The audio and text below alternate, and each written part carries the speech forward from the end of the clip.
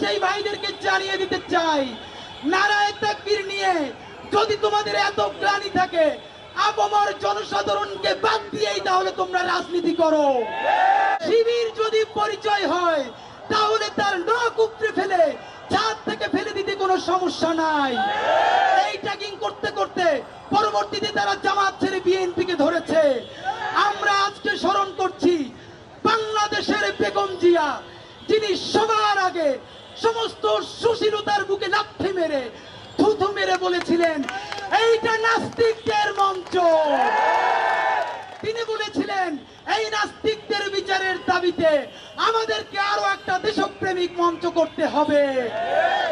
অত্যন্ত কষ্ট নিয়ে বলতে হয়, বেগম জিয়ার বিএনপি আজকে আমরা খুঁজে পাই না। হুম্মাম কাদের ভাই কোথায়? হুম্মাম কাদের ভাই যখন আত্মপরিচয়ের কোনো গ্লানি ছাড়া, তিনি সালাউদ্দিন কাদের চৌধুরীর সন্তান, তিনি শহীদের সন্তান, তিনি যখন বললেন আমি আমার বাবার মতো, আমার বাবার স্লোগান আপনাদেরকে আর একবার শুনাই দিতে চাই, তিনি বললেন নারায়ে তাকবীর, নারায়ে তাকবীর।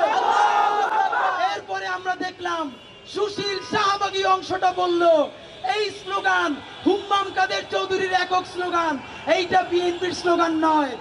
আমরা বিএনপির সেই ভাইদেরকে জানিয়ে দিতে চাই, নারায়ে তাকবীর নিয়ে যদি তোমাদের এত গ্লানি থাকে, আপামর জনসাধারণকে বাদ দিয়েই তাহলে তোমরা রাজনীতি করো। কারণ এই স্লোগান শুধু হুজুরদের স্লোগান না। কিছুদিন আগেও বাংলাদেশের উপরে ভারত যখন আক্রমণ করেছে, আপনারা দেখেছেন কৃষকেরা হাতে লাঠি নিয়ে ভারতের দিকে দৌড়ে যাচ্ছিল আর বলছিল নারায়ে তাকবীর।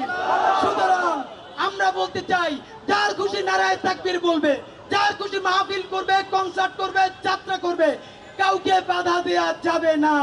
সুতরাং শহীদ সালাউদ্দিন কাদের চৌধুরীর জন্মদিনে তার সন্তানের সামনে দাঁড়িয়ে আপনাদের সাথে কথা বলতে পারা আমাদের জন্য অত্যন্ত গর্বের। হুম্মাম কাদের চৌধুরী ভাইয়ের মাধ্যমে জানাতে চাই, ইনশাআল্লাহ সবাই যদি পিছু হতে চায়, যাই শাহবাগ বাংলাদেশে ফ্যাসিবাদ কায়েম করেছে তাদের বিচারের দাবি নিয়ে ইনকিলাব মঞ্চের ভাই বোনেরা রাজপথে ছিল, আছে, থাকবে ইনশাআল্লাহ। বাংলাদেশ জিন্দাবাদ, ইনকিলাব জিন্দাবাদ।